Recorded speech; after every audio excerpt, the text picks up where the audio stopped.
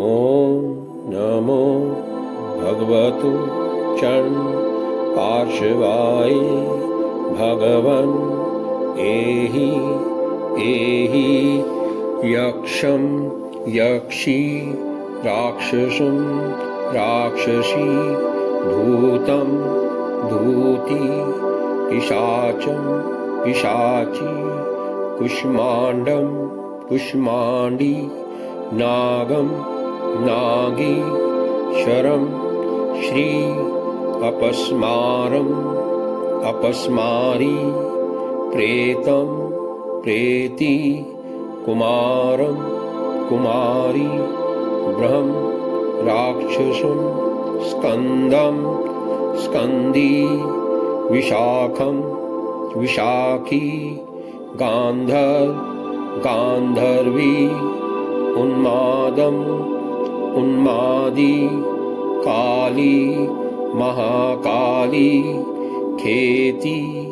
महाकेती कार्त्यायिनी महाकार्त्यायिनी भृंगी रेटी महाभृंगरिटी विनायकी महाविनायकी चामुंडी महाचामुंडी सप्तमातृकी ताटकी महाताटकी डाकिनी महाडाकिनी सप्तरोहिणी महासप्तराहिणी सूर्य ग्रहं ग्रणः ग्रणः सोम ग्रणं ग्रणः ग्रणः वन राज ग्रहं ग्रणः ग्रणः नागेन्द्र ग्रहं ग्रणः ग्रणः माहेश्वर ग्रहं ग्रणहं ग्रणहं नमोस्तुते भगवते पार्श्वनाथाय एकाहिकं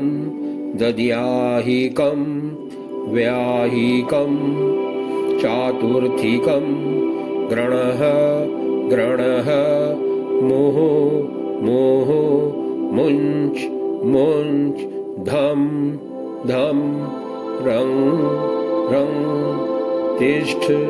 तिष्ठ पच पच त्रिष्ठी त्रिष्ठी कया कया परु परु तूरु तूरु पूर्य पूर्य भगवते भो भो शीघ्रं शीघ्रं आगच्छ आगच्छ आवेश आवेश हन हन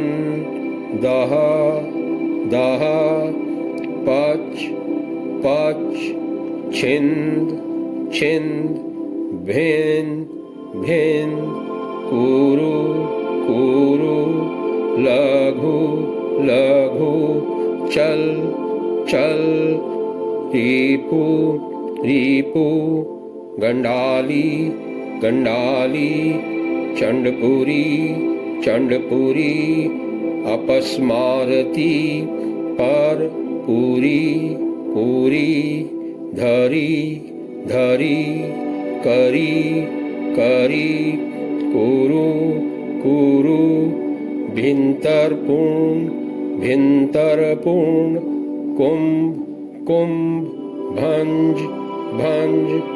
रा रा रा रा री री री री रू रू रू रू हम फट सर्वक्षर नाशिनी कालमृखीनं वासुकीनां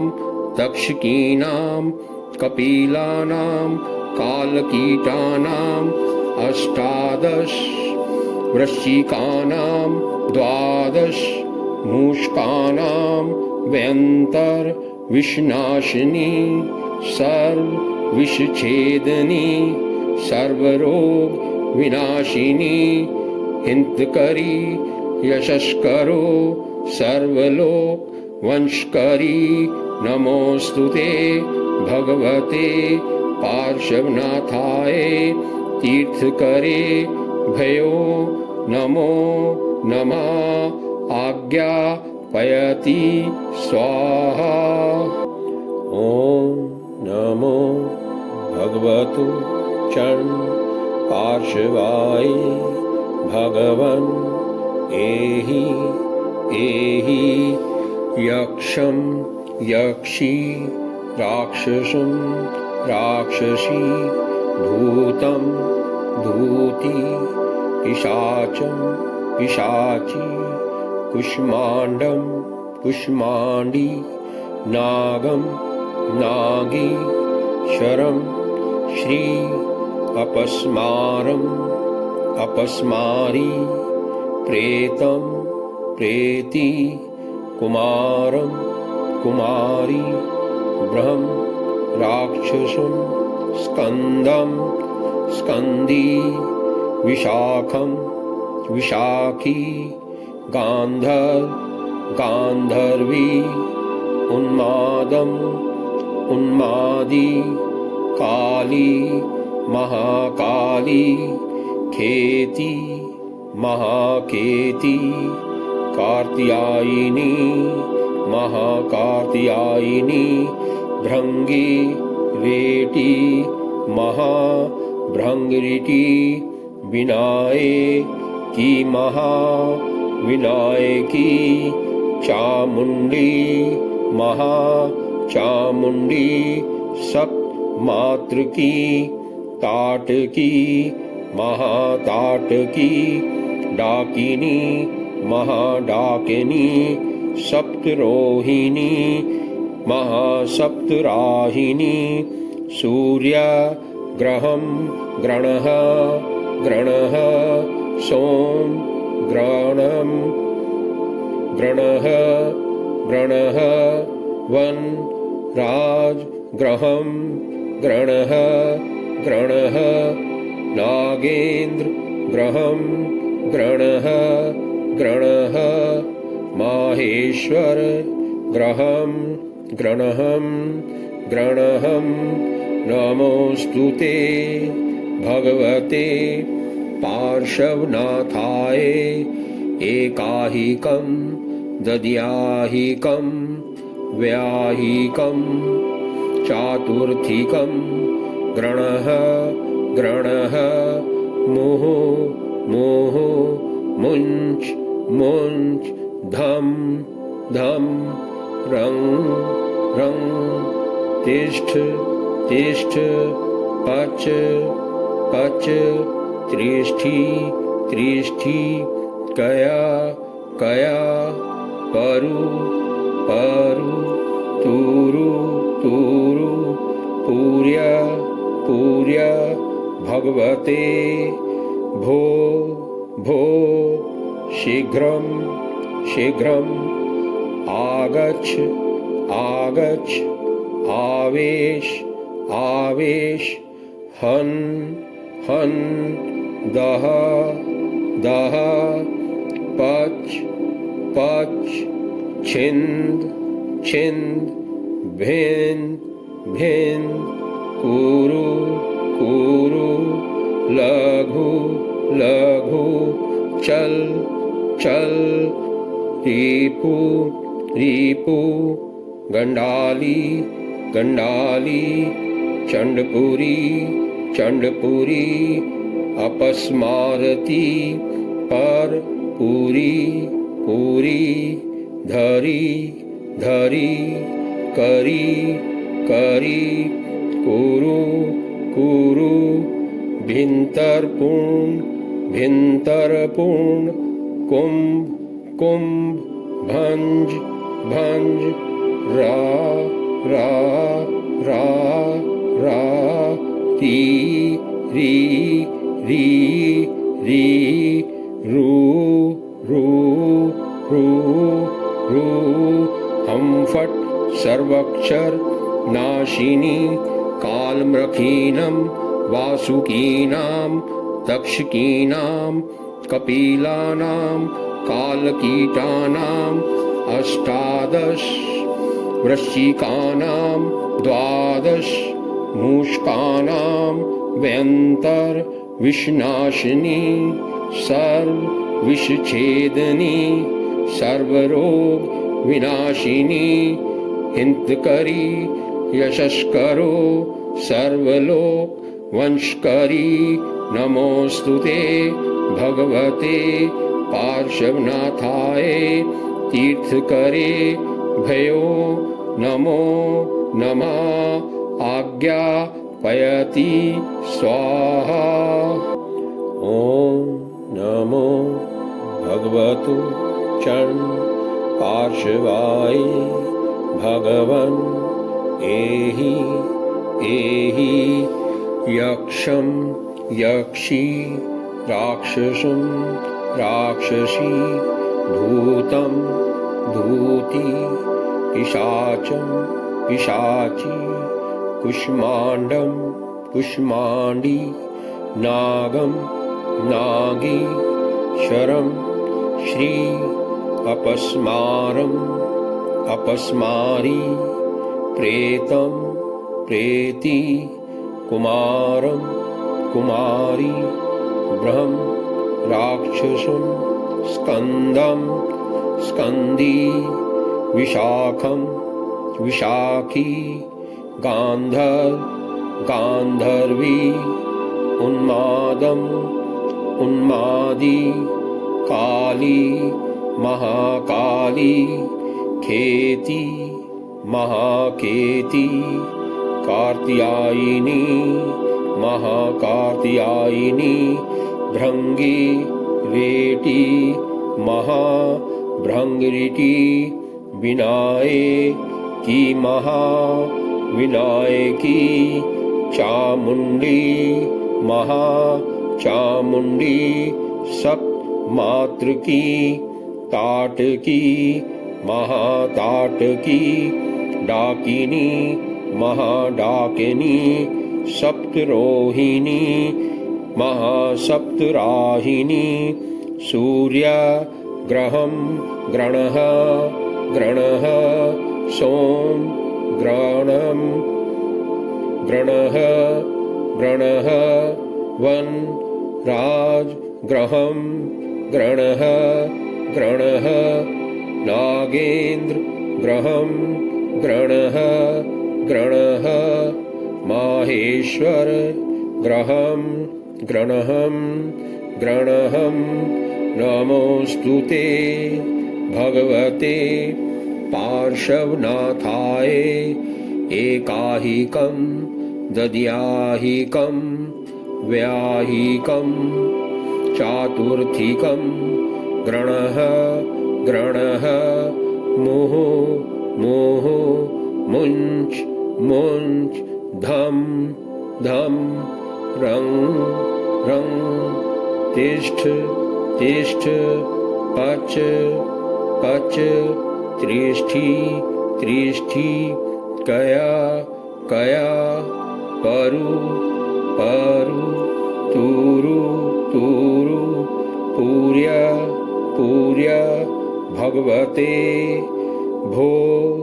भो शीघ्रं शीघ्रं आगच्छ आगच्छ आवेश आवेश हन हन दह दह पच पच छिंद छिंद भिन्न भिन्न कुरु कुरु लघु लघु चल चल रीपु रीपु गंडाली गंडाली चंडपुरी चंडपुरी अपस्मारती पर पूरी पूरी धरी धरी करी करी कुरु कुरु भिंतरपूर्ण भिंतरपूर्ण कुंभ कुंभ भंज भंज रा रा रा रा री री री री रू रू रू रू हम फट सर्वक्षर नाशिनी कालमृखीनं वासुकीनां तक्षकीनां कपिलानां कालकीटानां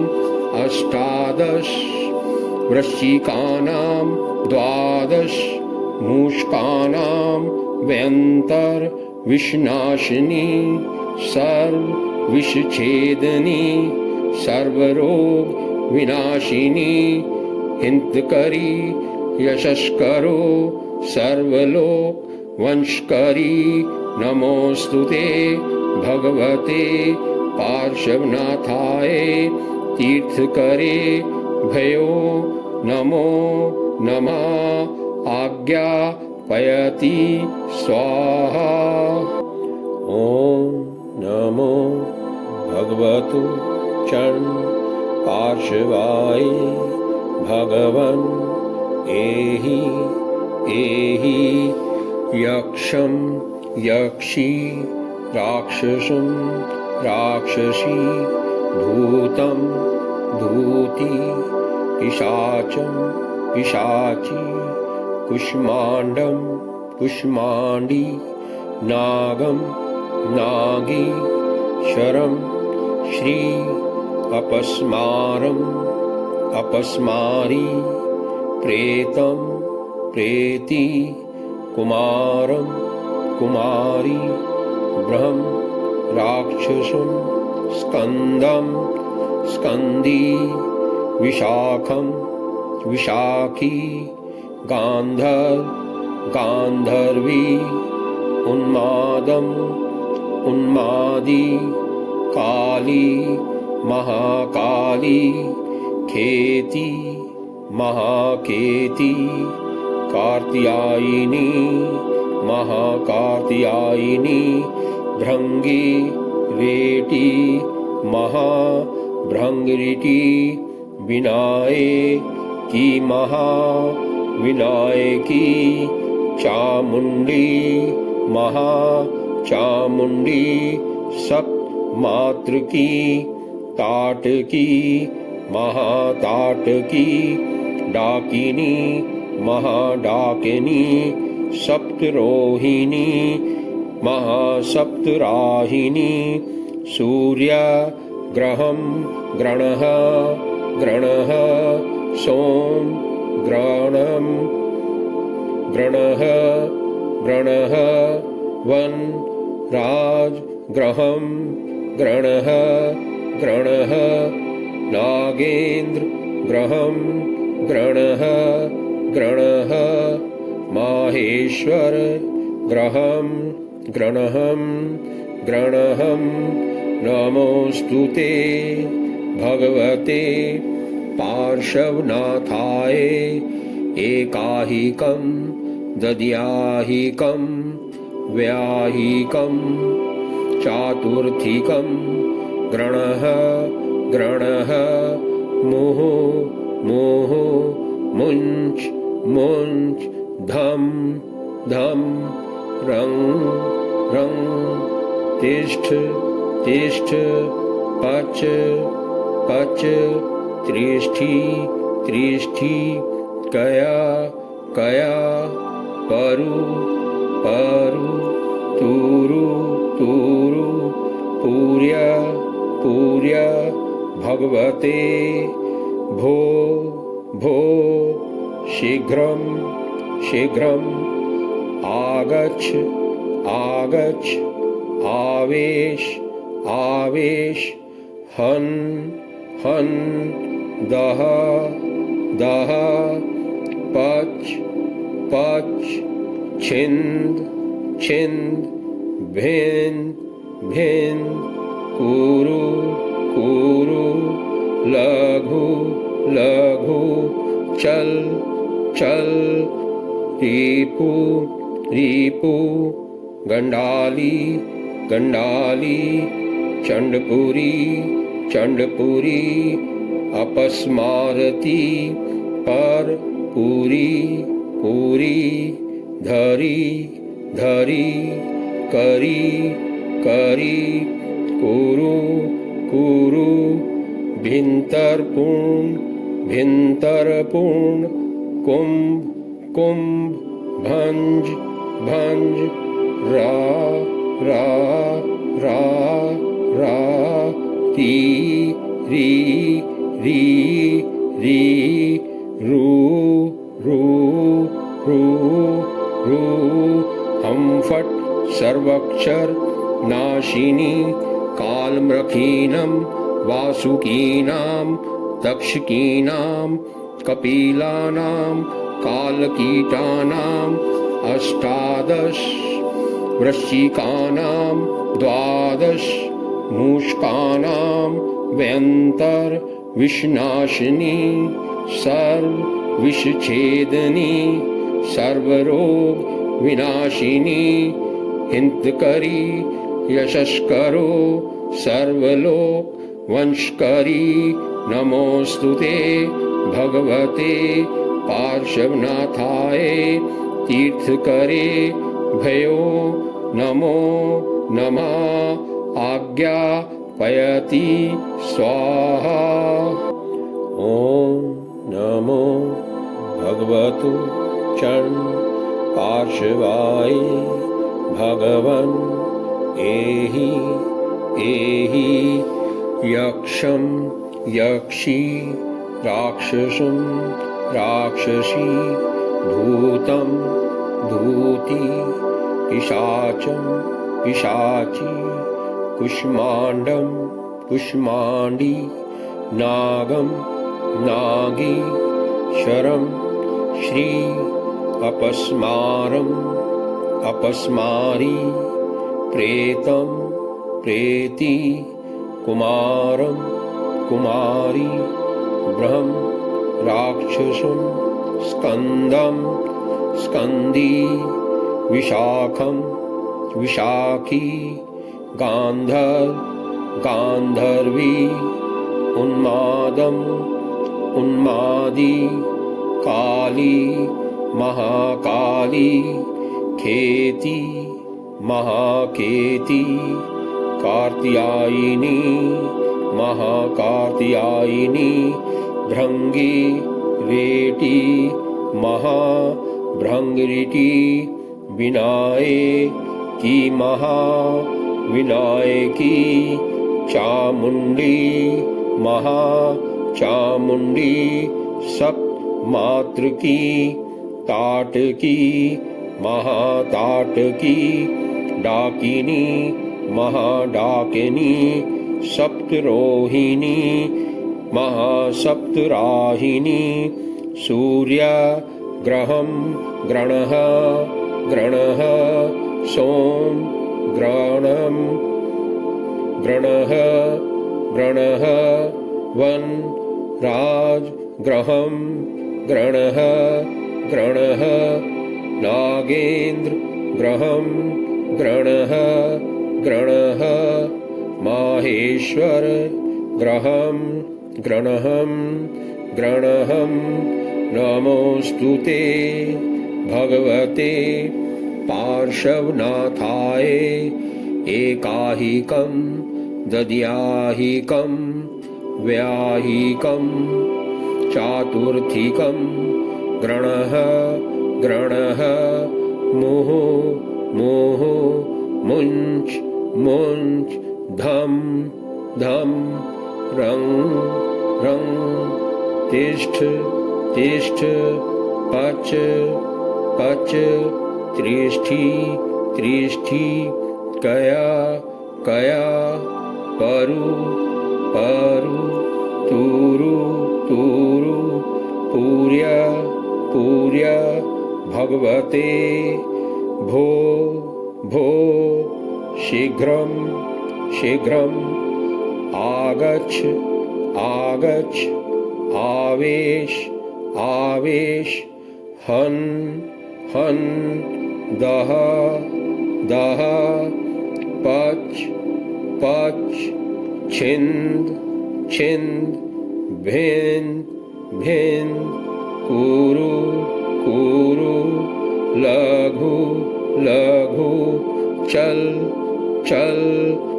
रिपु रिपु गंडाली गंडाली चंडपुरी चंडपुरी अपस्मारती पर पूरी पूरी धरी धरी करी करी कुरु कुरु भिंतरपूर्ण भिंतरपूर्ण कुंभ कुंभ भंज भंज रा रा रा रा री री री री रू रू रू रू हम फट सर्वक्षर नाशिनी कालमृखीनम वासुकीनां तक्षकीनां कपिलानां कालकीटानां अष्टादश वृश्चिकानां द्वादश मूषकानां व्यंतर विषनाशिनी सर्व विषछेदनी सर्वरोग विनाशिनी हिंतकरी यशस्करो सर्वलोक वंशकरी नमोस्तुते भगवते पार्श्वनाथाय तीर्थकरे भयो नमो नमः आज्ञा पयति स्वाहा इन्मन्तस्यातरे पार्श्वे अश्वकर्णो महादुम तत्रे शू उत्पन्ना तत्रे प्रलयं गता इन्मन्तस्यातरे पार्श्वे अश्वकर्णो महादुम तत्रे शू उत्पन्ना तत्रे प्रलयं गता इन्मन्तस्यातरे पार्श्वे अश्वकर्णो महादुम तत्रे शू उत्पन्ना तत्रे प्रलयं गता इन्मन्तस्यातरे पार्श्वे अश्वकर्णो महादुम तत्रे शू उत्पन्ना तत्रे प्रलयं गता इन्मन्तस्यातरे पार्श्वे अश्वकर्णो महादुम तत्रे शू उत्पन्ना तत्रे प्रलयं गता इन्मन्तस्यातरे पार्श्वे अश्वकर्णो महादुम तत्रे शू उत्पन्ना तत्रे प्रलयं गता इन्मन्तस्यातरे पार्श्वे अश्वकर्णो महादुम तत्रे शू उत्पन्ना तत्रे प्रलयं गता इन्मन्तस्यातरे पार्श्वे अश्वकर्णो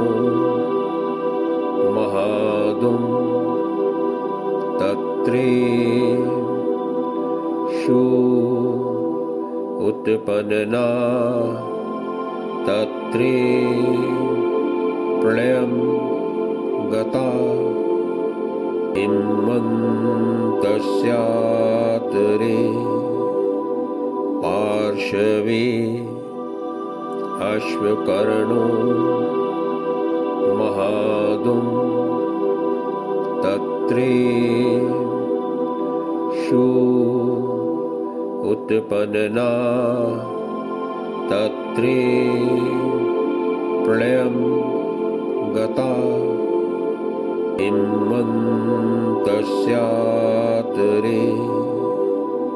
पार्श्वे अश्वकर्णो महादुं तत्रेषु उत्पन्ना तत्रे प्रलयं गता इन्मन्तस्यातरे पार्श्वे अश्वकर्णो महादुं तत्रेषु उत्पन्ना तत्रे प्रलयं गता इन्मन्तस्यातरे पार्श्वे अश्वकर्णो महादुं तत्रेषु उत्पन्ना तत्रे प्रलयं गता इन्मन्तस्यातरे पार्श्वे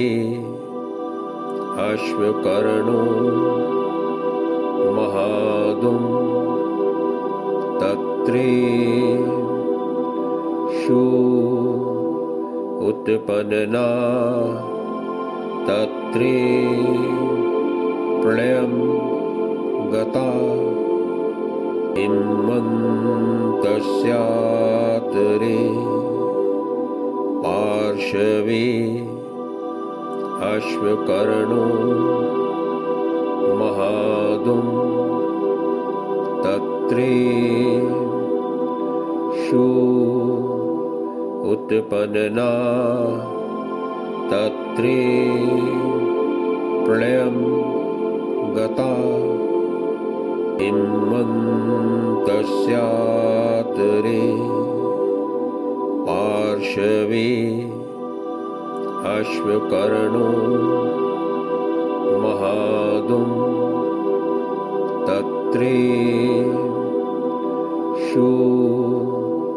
उत्पन्ना तत्रे प्रलयं गता इन्मन्तस्यातरे पार्श्वे अश्वकर्णो महादुं तत्रेषु उत्पन्ना तत्रे प्रलयं गता इन्मन्तस्यातरे पार्श्वे अश्वकर्णो महादुं तत्रेषु उत्पन्ना तत्रे प्रलयं गता इन्मन्तस्यातरे पार्श्वे अश्वकर्णो महादुं तत्रे शू उत्पन्ना तत्रे प्रलयं